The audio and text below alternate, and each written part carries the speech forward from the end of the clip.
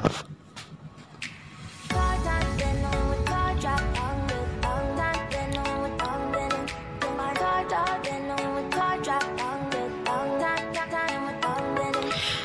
sifat Xingrongci dalam bahasa Mandarin. Nah, anak-anak Laoshi, 2 minggu yang lalu kita sudah belajar tentang kosakata mengenai kata benda dalam bahasa Mandarin, atau disebut juga dengan mingse. Nah, minggu yang lalu kita sudah belajar bagaimana menggunakan kata benda tersebut ke dalam sebuah kalimat. Ya, anak-anak Laoshi, apakah kalian masih ingat? Ya, Laoshi harap kalian masih ingat ya. Nah, beberapa bulan yang lalu, sewaktu semester ganjil, kita juga sudah belajar tentang kata kerja atau tongci dalam bahasa Mandarin. Nah, Laoshi harap juga kalian masih ingat ya. Kemudian hari ini kita akan belajar tentang kata sifat atau Xingrongci bahasa Mandarin.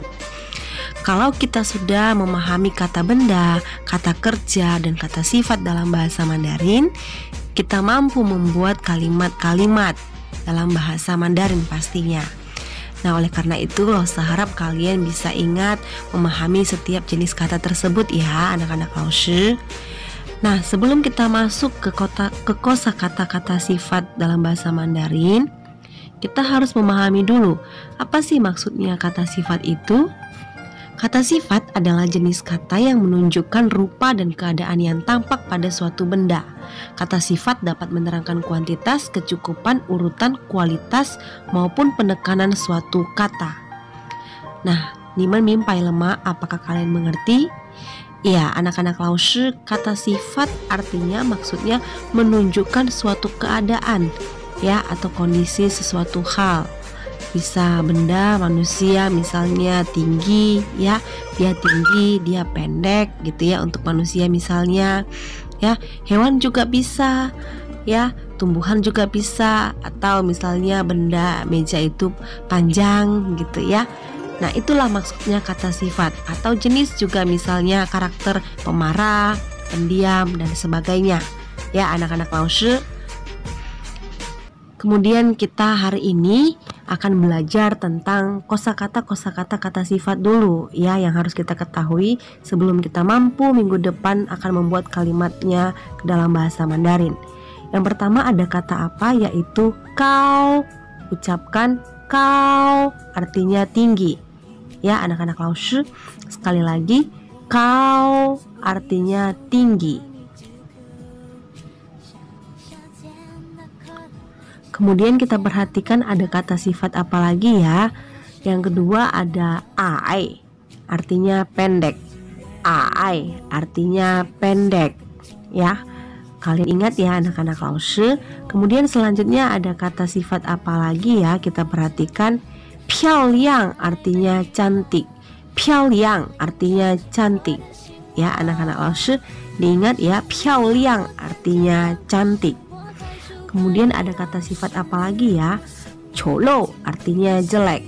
Cholo artinya jelek ya. Kita harus tahu bahasa Mandarinnya ya, kata-kata yang sering kita ucapkan. Shuai, tampan. Shuai, tampan. Kemudian ada kata sifat Qinlao artinya rajin. Qinlao artinya rajin. Ya, seperti di gambar kita lihat ya, rajin membaca buku. Kemudian ada kata lantuo artinya malas. Lantuo artinya malas. Kemudian ada kata sifat apa lagi ya, kita perhatikan di sini. Ya, sesuai gambarnya kita perhatikan ada kata lei artinya lelah. Lei artinya lelah. Ya, silakan diingat ya, anak Laoshi, ada kata xiao, kecil. Xiao, kecil ya, xiao, kecil. Kemudian ada kata ta artinya besar. Ta artinya besar. Kemudian ada kata apa lagi selanjutnya? Pang artinya gemuk. Pang artinya gemuk ya, pang artinya gemuk. Kemudian kata shou artinya kurus. Shou artinya kurus ya, shou kurus. Kancing bersih. Kancing bersih, bukan kancing baju ya, tetapi kancing artinya bersih. Kemudian ada kata cang, artinya kotor. Cang artinya kotor.